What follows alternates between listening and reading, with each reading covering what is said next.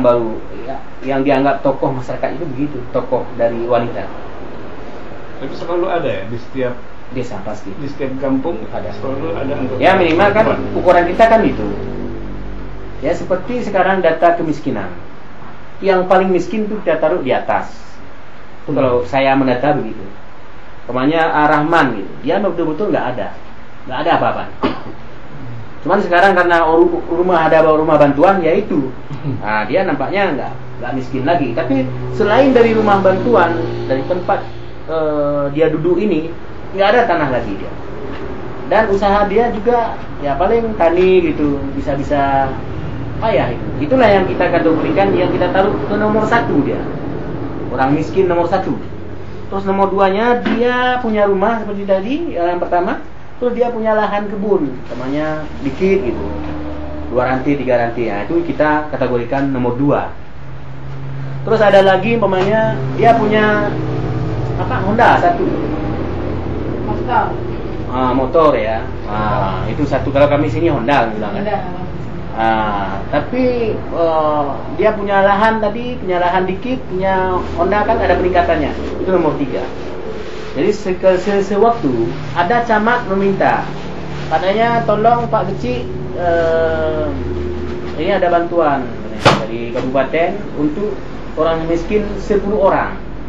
Kita ngambilnya dari 1 tadi, nomor 2, nomor 3 sampai nomor 10.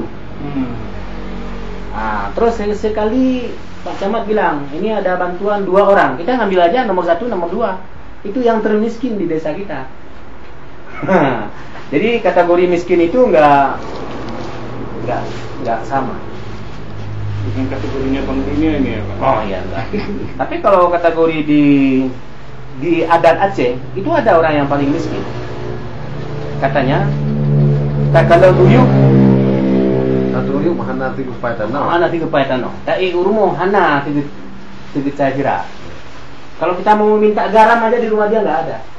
Kita turun dari rumah dia tuh nggak ada tanah sedikit pun. Tak ulang. Dia nggak ada punya sawah, nggak punya apa-apa. Itu kategori orang miskin menurut adat Aceh. Tapi kan sekarang nggak ada lagi yang begitu. Kita melihat pemerintah itu sudah banyak membawa perubahan. Cuman yang namanya manusia itu mana pernah puas, nggak ada puasnya. Kecuali pakai SMS XL sampai puas. Iya. Kalau di antara 4 anggota Tuapet itu yang punya ilmu di bidang pengelolaan sumber daya alam ada nggak? Yang tahu mengelola sawah, yang tahu mengelola sembok, yang tahu mengelola hutan, ada ya? Ada. Karena kemarin waktu Nabili kita kan masyarakat duduk berumbu, siapa yang kita naikkan? Itu calon 1, 2, 3 dari cendekiawan. Pokoknya bapak saya. Nanti yang terbanyak suara menurut masyarakat, yang paling cendekiawan di antara kita bertiga ya bapak yang diambil 1.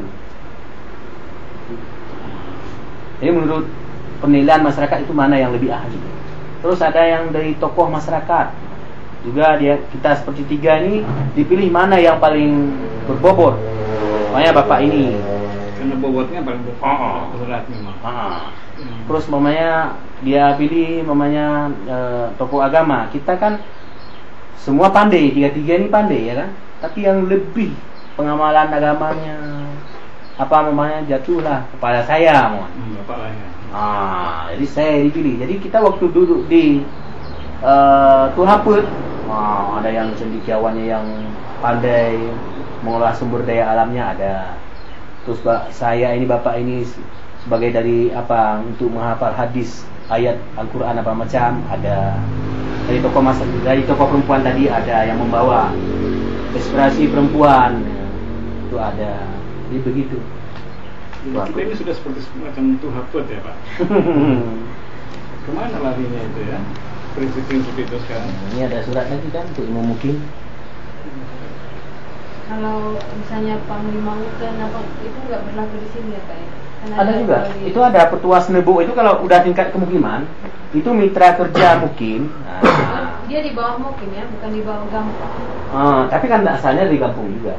Nah, jadi seperti Kejunblang, petua Senebo. Jadi dia mitra kerja mukim. Jadi mukim ini kan dia punya wilayah 5 desa.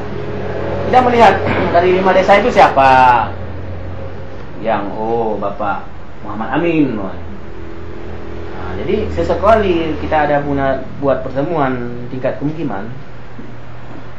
Nah, itu kita harus manggil si Muhammad Amin di desa Padang Gubi namanya. Panglima Uten.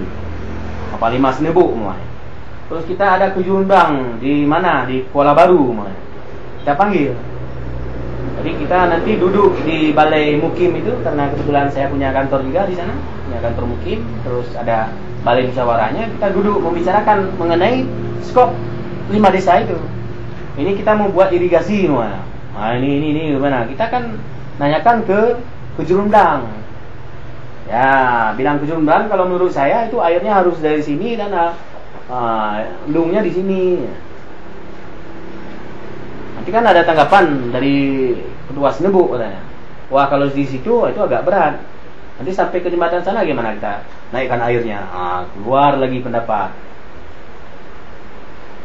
Ini kan berhubungan dengan yang kita bicarakan ini. Jadi misalnya ada istilah lahan tidur. Ya. Jadi berarti selain Imam Mukim masih meminta advis dari Kejunblang dan dari Panglima Senebok ya. Iya. Untuk kan baru nyampe nih suratnya. Untuk mana yang digolongkan sebagai lahan tidur. Itu besok tanggal 30. Kan paling lama 30 April. Suratnya hari ini nyampe. Jadi ini kan kurang ini juga. Atau mungkin Pak Camat hanya pura-pura saja. Enggak juga nih, mungkin sudah beberapa kali. Ini surat yang kesekian kalinya. Ini dari Bupati. Mungkin lama sampai di kantor camat. Jadi baru nyampe di kantor camat buat surat ke jadi mungkin ini kalau sekarang kan ada surat dari camat, mungkin udah tahu. Nah, ini seperti hari ini kan, kita udah tahu. Ya sudah lama mereka minta data-data ini. Ini ada belangkonya, kalau yang punya kecilnya ada belangkonya. Tinggal ngisi aja. Bapak harus teruskan ke kecil-kecil. Kecil-kecil. Kita surat ya, sambil kita ngarahkan. Ini jangan main-main, kan gitu, pura-pura kan gitu. Ya kita sebagai koordinator ya kan. Sebagai koordinator ya paling begitu. Tapi kan kita punya bahasa yang lebih apa? Kayaknya NGO, terutama NGO asing itu nggak memperhatikan Pak